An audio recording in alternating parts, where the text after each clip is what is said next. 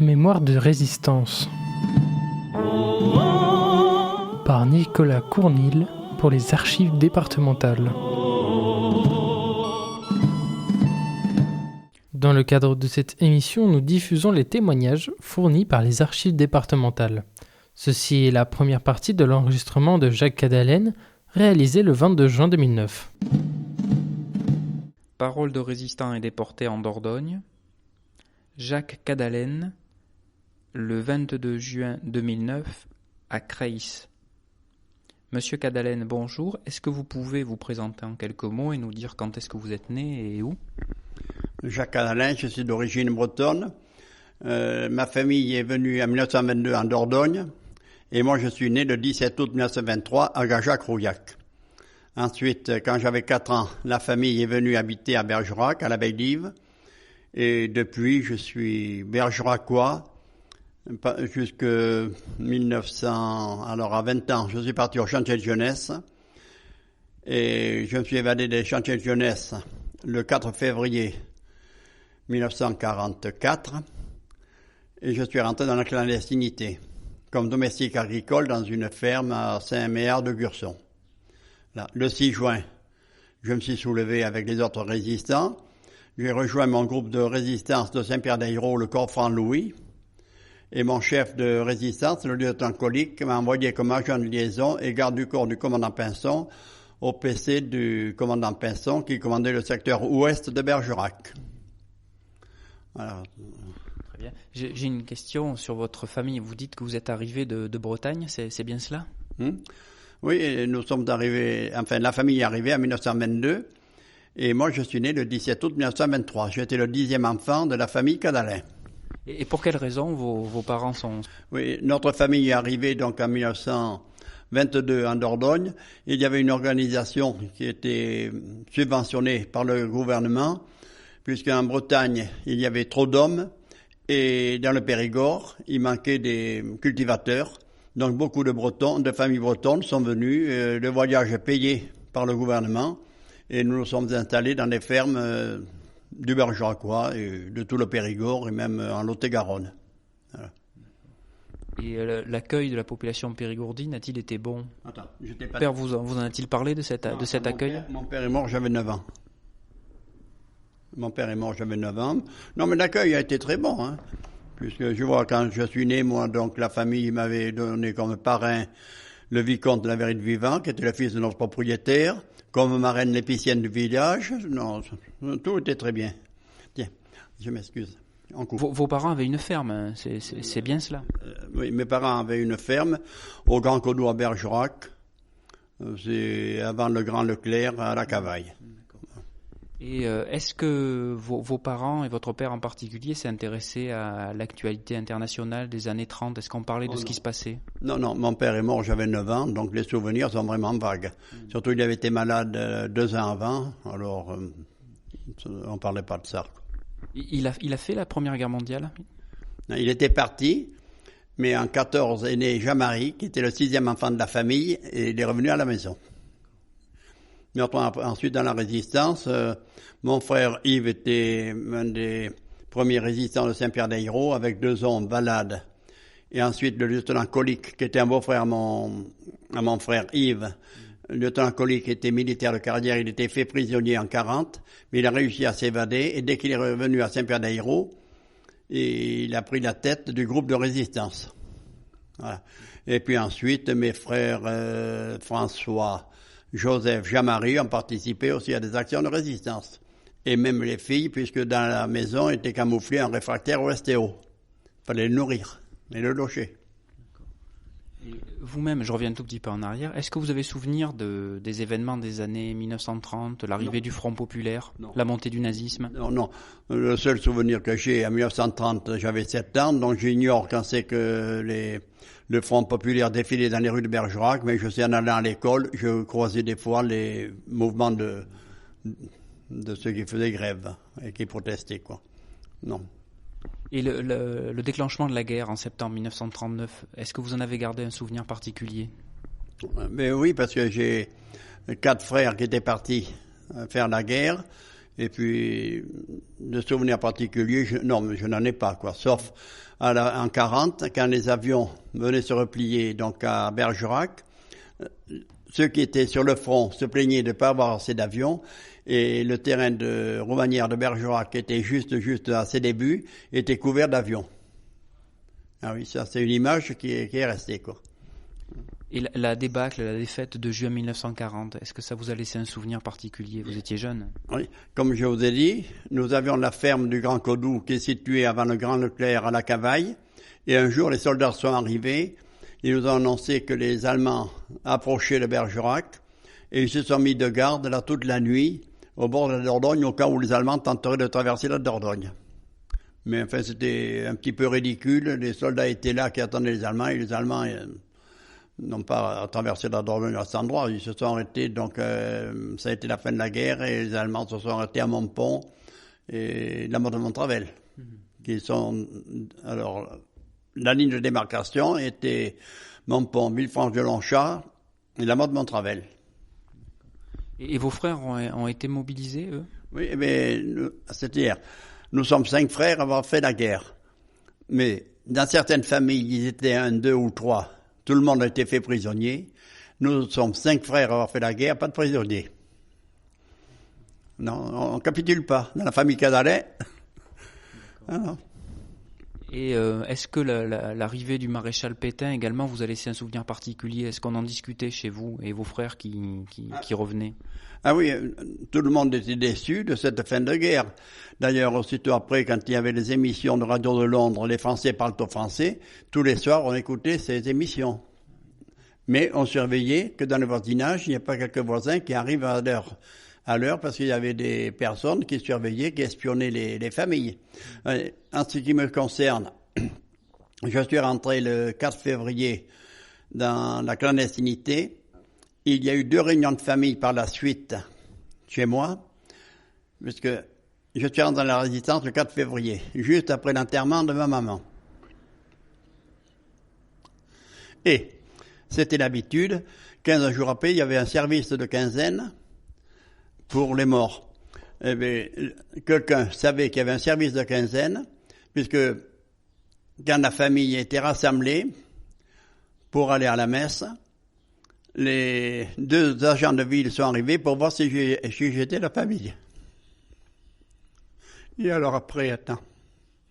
Le deuxième réunion de famille eut lieu, il ne faut pas que je me trompe, attends, le 5 mai 1944. C'était la communion d'une nièce à Saint-Pierre-d'Aillero, la première communion, un repas de famille. Les gendarmes encore arrivent. Voilà.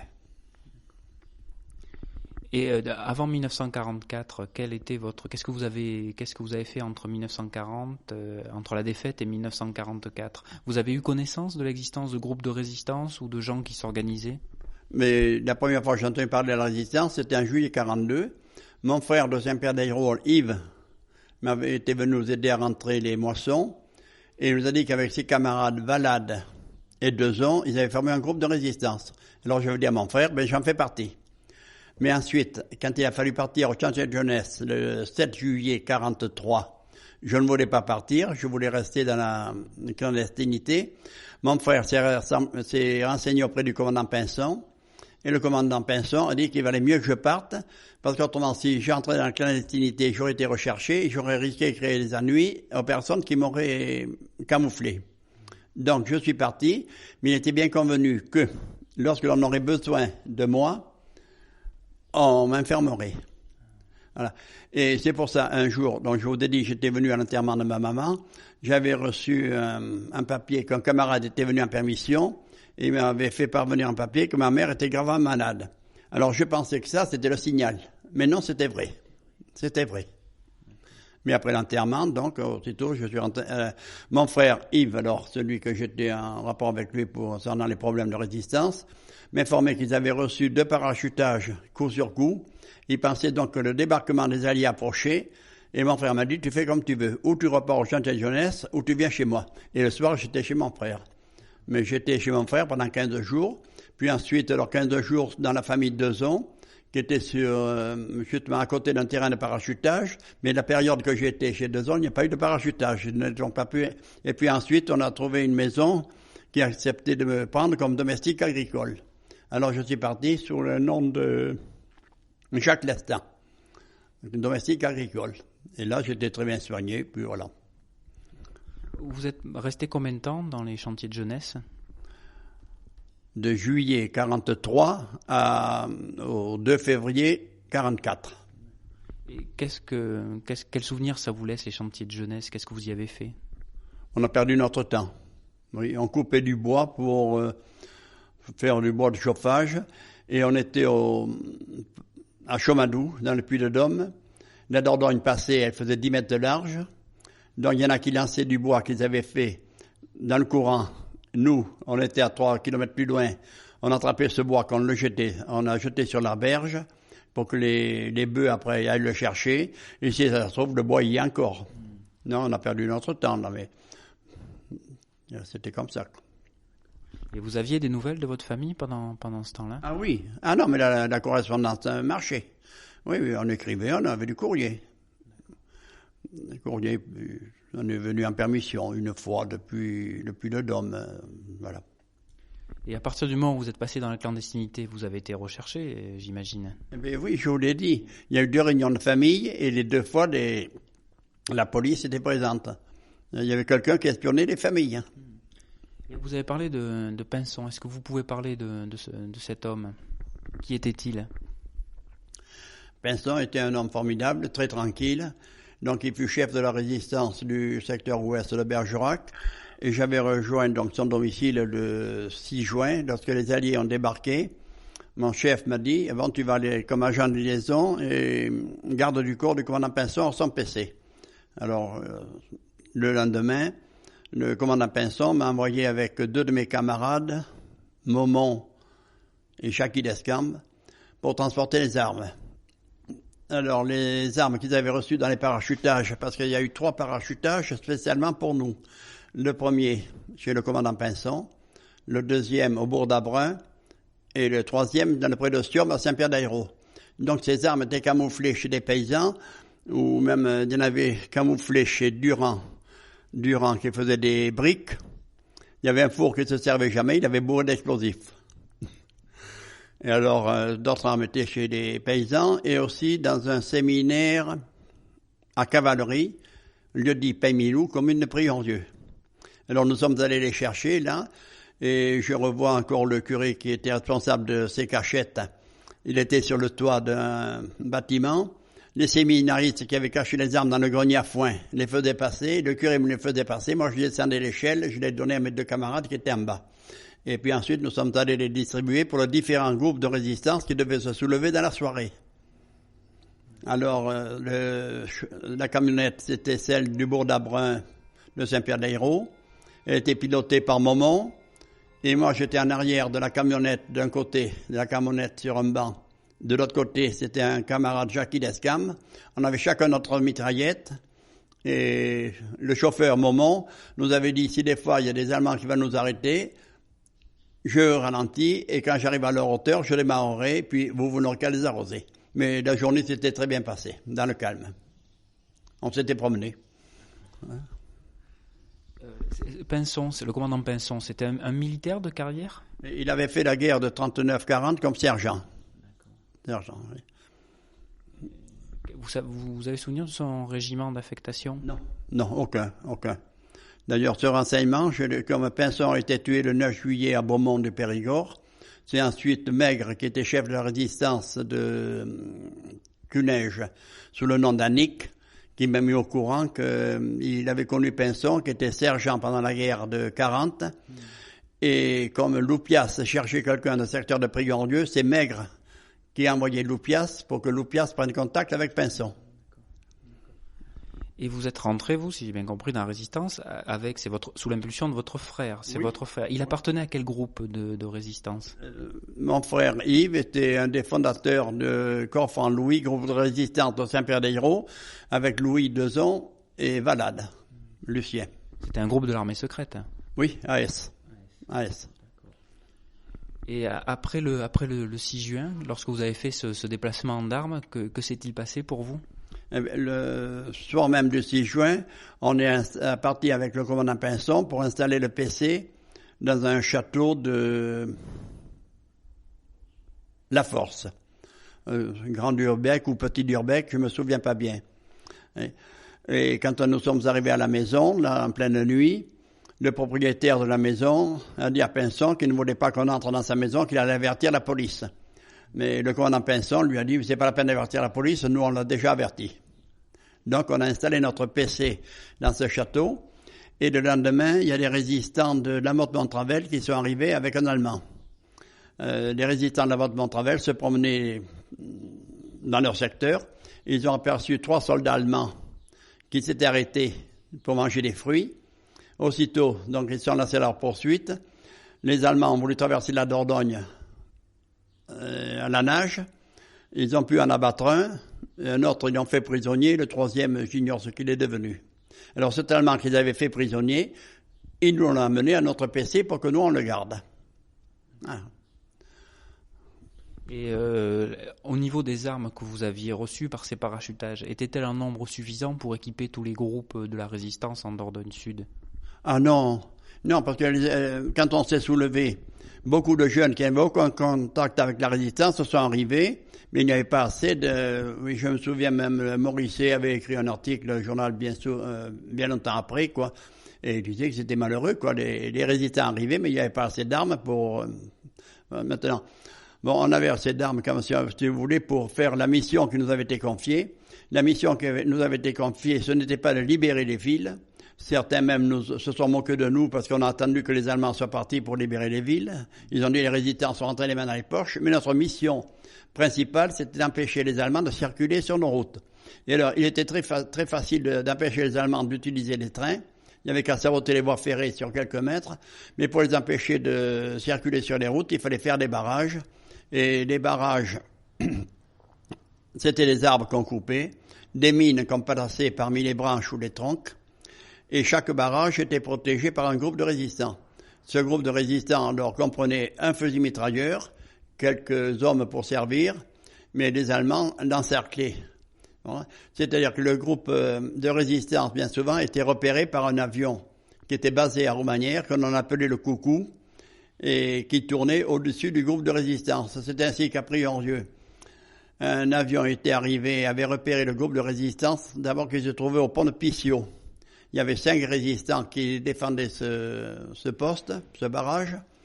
Et parmi les résistants qui défendaient le barrage, se trouvait un copain, Venancy. Et Venancy a compris ce qui allait se passer. L'avion tournait autour. Donc il est parti, il a dit aux autres, il vaut mieux s'en aller. Mais les autres sont restés, ils ont été pris par les Allemands, c'est tout, et fusillés. Alors, Venancy était au barrage de résistants qui était à la barrière, à Priorieux, les avertir de ce qui venait de se passer. Et lui, il est parti, mais alors les Allemands sont arrivés à la barrière à Priorieux. Ils ont encerclé le groupe de résistance et ils les ont tués. Enfin, la plupart des résistants se sont rendus, mais quand ils étaient prisonniers, ils ont été fusillés. Oui, alors, quand il y avait un groupe de résistance à un endroit, ce groupe de résistance était repéré par l'avion que l'on avait baptisé le Coucou, mais nous avions des ordres de nos chefs de résistance de ne pas tirer sur l'avion, pour ne pas se faire repérer. Mais il était clair que si l'avion tournait au-dessus de nous, c'est que nous avions été repérés, donc il aurait peut-être bien valu lui tirer dessus. Mais on avait des ordres de ne pas tirer, on ne tirait pas. Voilà. Bon. Et la situation en Bergerac, est-ce qu'il y avait une tension avec les soldats allemands installés à Bergerac?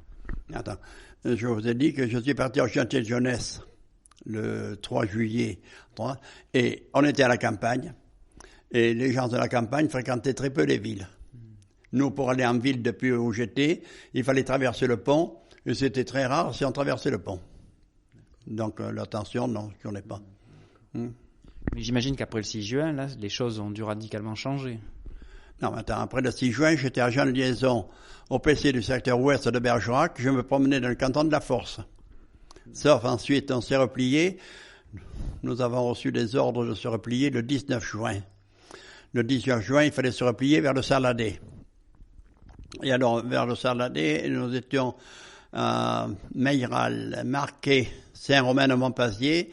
Et un jour, là, le Pinson m'a envoyé en mission à Saint-Père-des-Hérault, depuis Saint-Romain-de-Montpazier. Donc là, j'avais croisé les Allemands qui étaient en camion.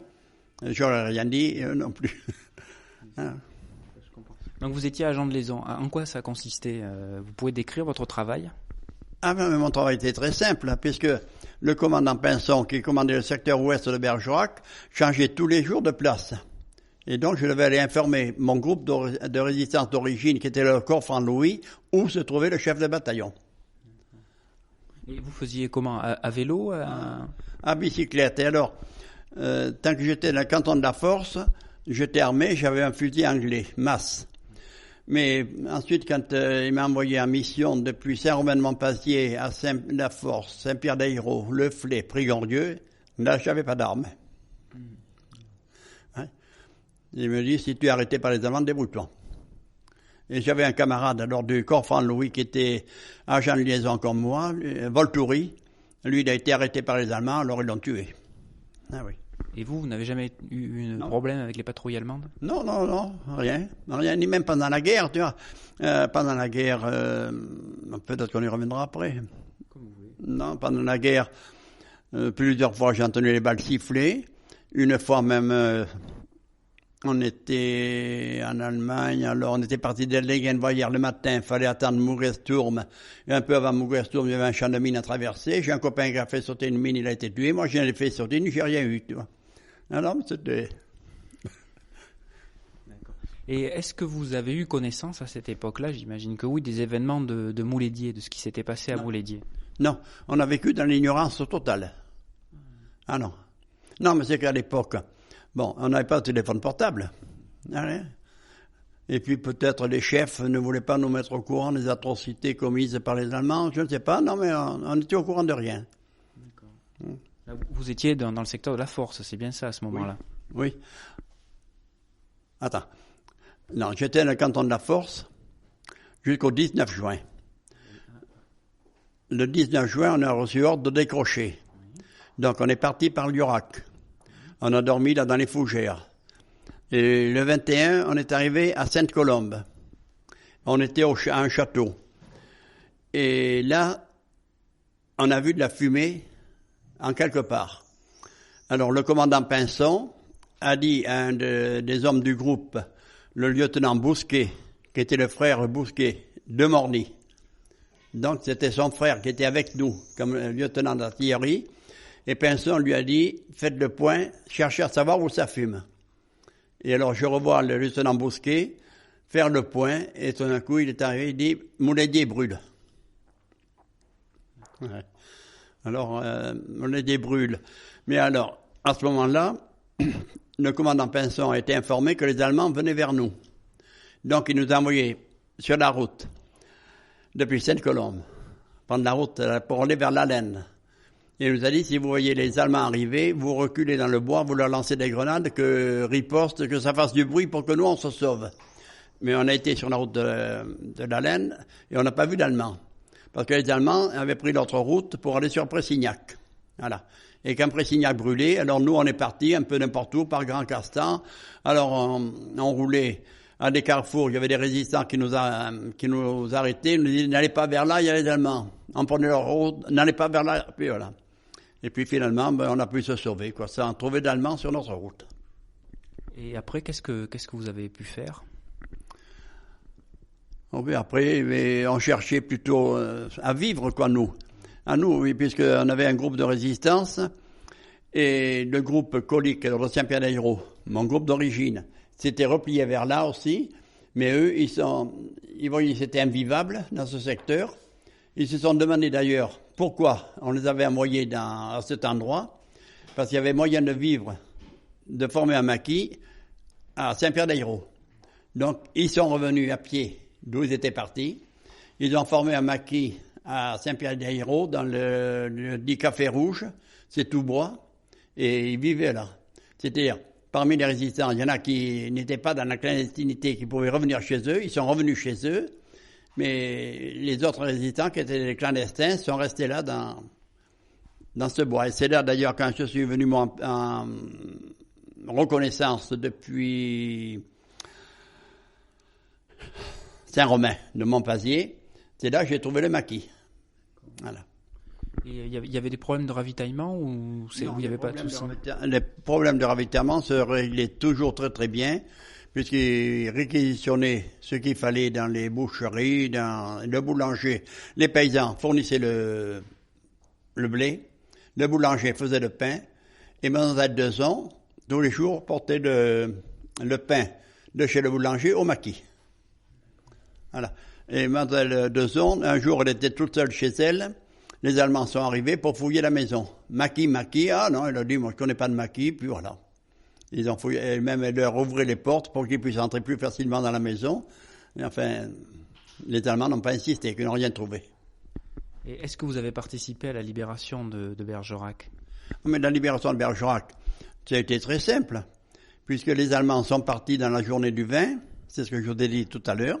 Ils sont partis, et nous, on est rentrés tranquilles dans Bergerac. Donc, nous, on nous a installés au collège Mène de Biran, et nous avons rencontré là, le bataillon Joseph, qui était commandé par le capitaine Joseph Santraille. Et aussitôt, nous avons fusionné avec eux, mais nous ne sommes pas restés à Bergerac. Alors, à Bergerac, nous, on est partis, et sont arrivés les faux résistants, ceux qui tendaient les femmes. Et nous, on est partis alors se positionner entre le Flé et Port-Sainte-Foy. Il y avait une maison d'un docteur qui avait une terrasse qui dominait la route. Alors on est resté là en position au cas où les Allemands auraient voulu retourner sur Bergerac. Mais alors là, alors que les restes, il y a beaucoup de résistants qui filaient sur Bordeaux par le bord de la Dordogne. Nous, on a demandé de rejoindre la Garonne par Targon-Langoiran. Et nous avons remonté la Garonne jusque Bordeaux. C'est-à-dire, le 27 août au soir, les Bordelais quittaient Bordeaux et ils nous ont annoncé que les Allemands étaient en train de quitter Bordeaux. Alors aussitôt, on a pris nos camionnettes, on est parti sur Bordeaux, on n'a pas trouvé d'Allemands, on s'est installé place Tartas. Et les Bordelais, le lendemain, ils furent tellement surpris en ouvrant leur contrevent de nous voir sur la place Tartas qu'ils refermèrent vite leur contrevent parce que la veille, ils avaient vu les Allemands. Et le matin du 28, ils nous voient à nous. Mais alors là, l'accueil des Bordelais a été formidable. Ah oui, tout ce qu'ils avaient de meilleur, ils nous le portaient, quoi. Ils nous le portaient. Et puis alors, dans l'après-midi du 28 août, les résistants bordelais nous demandaient d'aller en renfort aux allées de Tourny, les miliciens leur tiraient dessus. Alors nous y sommes allés, comme je le disais tout à l'heure. Il s'est passé quelque chose de vraiment triste. Nous, qu'on se battait pour libérer la France, c'était les miliciens qui nous tiraient dessus. Et nous avons d'ailleurs eu un tué, là, l'adjudant Prudhomme. Mais dès le lendemain, nous sommes repartis à la poursuite des Allemands et nous sommes allés jusqu'à Talmont, en Charente-Maritime. Et les Allemands alors étaient repliés à Royan, La Rochelle, la Pointe-Grave. Au total, 27 000 Allemands que le haut commandement interallié nous avait demandé d'empêcher de rejoindre la Normandie. Nous participions ainsi à la réussite du débarquement allié en Normandie. Tout à l'heure, vous avez indiqué que lorsque vous avez quitté Bergerac, des résistants sont rentrés dans la ville et c'est eux qui ont tendu les femmes. C'est bien cela? Oui. Vous avez assisté à cela ou vous étiez parti? Non, on était parti. Non, moi personnellement, je n'ai pas tendu une femme et je n'ai pas vu une seule de tendue parce que ceux qui tendaient les femmes, c'est ce qui est arrivé après nous. D'ailleurs, bon, ce qui s'est passé à Bergerac, s'est passé à Bordeaux. Puisque nous, les Bordelais, avaient une très bonne... une très bonne considération pour nous. Mais dès le 29 août, nous avons quitté Bordeaux pour poursuivre les Allemands jusqu'à les ports de l'Atlantique.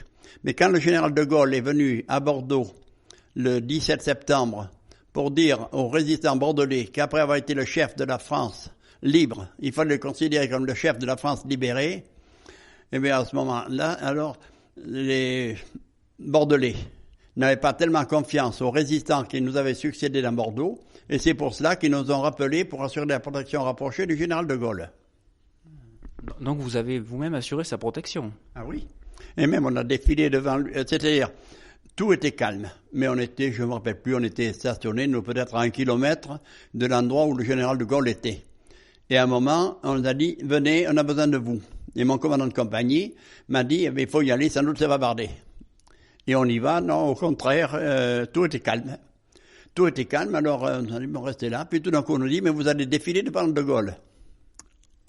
Non, mais c'est amusant, quoi, ça. Alors là, on a défilé devant de Gaulle, et moi j'étais chef du premier groupe de ma compagnie, donc j'étais le premier à droite, et pendant quelques secondes, je croisais le regard du général de Gaulle. Eh oui. On était des gaullistes, là, tu vois. C'était Mémoire de résistance par Nicolas Cournil pour les archives départementales.